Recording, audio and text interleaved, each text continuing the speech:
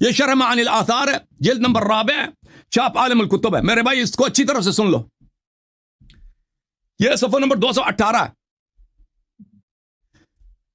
یہاں پہ روایت ہے اتیا عمر و برجل سکران، عمر کے پاس ایک شخص کو لائے جو مست تھا، جو نشے کی حالت میں تھا. فجلدہ، عمر نے اس پہ درے لگائے، حد جاری کیا. قال انما شربت من شرابک، اس نے کہا کہ میں نے تو آپ ہی کے بوتل سے پیا ہے بھائی، میں نے آپ ہی کے مشکیزے سے پیا ہے، آپ کے مٹکے میں جوش ہے، جو اگر پانی ہے تو وہی میں نے پیا، اگر شراب ہے تو میں نے، تم مجھے حد پہ کیوں جاری کیا؟ اس نے کہا وہ انکان، اس نے کہا کوئی بات نہیں، میرے مٹکے سے پیا پھر بھی. وہاں پہ دوسرے میں آیا کہ ایک شخص آیا عمر کے پاس، عمر کے نوکر کے پاس، وہ بڑا پیاسا تھا، اس کو پانی، اس نے کہا مجھے پانی پلاؤ، شربت پلاؤ، اس نے شربت نہیں پلایا. پھر وہ خود چلا گیا عمر کے جو مشکیزہ تھا، فشرب منها فسکر، عمر کے مشکیزے سے اس نے جو پیا وہ مست ہو گیا.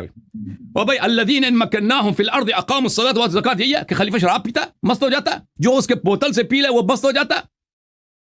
ہاں پھر عمر نے خود اس پہ حد جاری کیا. اس نے کہا کہ میں نے تو آپ ہی کے بوتل سے پیا. کہتا ہے کہ تم مست کیوں ہو گئے؟ میں پیتا ہوں، میں مست نہیں ہوتا، آپ پیتے مست ہو جاتے، میں نے آپ کی مستی پہ آپ کو لگایا. اور بھائی یہ اقام الصلاۃ، یہ آپ کی کتاب ہے یا میری کتاب ہے؟ الذین مکناہم فی الارض. اچھا پھر انہوں نے کہا کہ الذین مکناہم فی الارض سے مراد ابو بکر صدیق، حضرت عمر فاروق نہیں ہیں، وہ تو معاذ اللہ شراب پیتے تھے.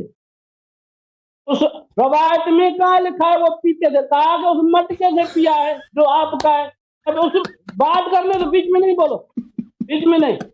تو اس بات میں انہوں نے کہا کہ الذین مکناہم فی الارض سے مراد ابو بکر عمر عثمان نہیں ہے، یہ انہوں نے کہا. ابھی میں پڑھتا ہوں وہی آیت الذین مکناہم فی الارض. یہ آیت ہے سورۃ حج کی 39، پھر 40، پھر 41.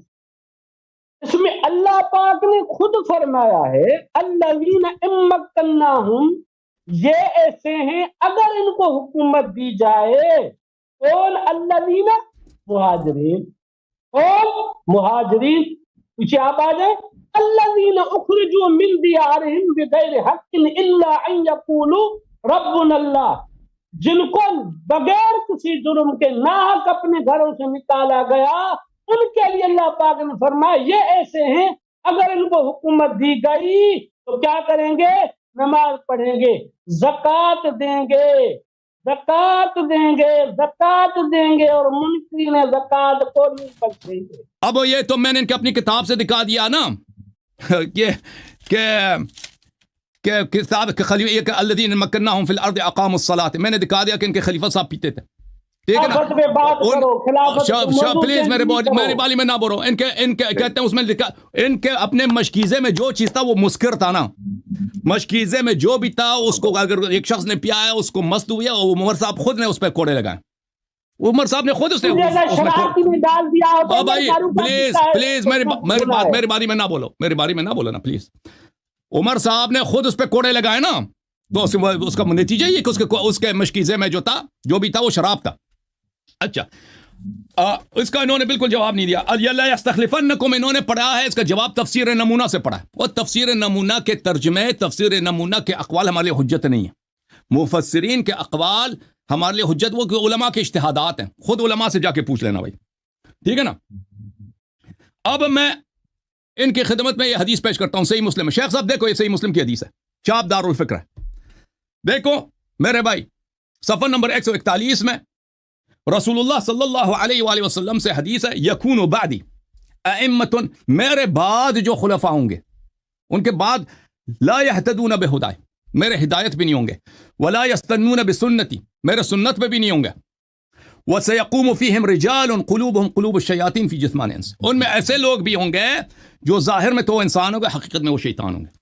اور نبی آپ نے خود کہا کہ قرآن مجید میں کوئی آیا نہیں ہے. اب پلیز چپ کر رہا. قرآن مجید میں کوئی ایسا آیا نہیں ہے کہ جس شخص کو حکومت فوراً نبی صلی اللہ علیہ وسلم کے بعد ملتا ہے وہ فاسق نہیں ہو سکتا. یعنی فاسق برا آدمی بھی اس کو حکومت مل سکتا ہے قرآن کی روح سے. ٹھیک ہے نا؟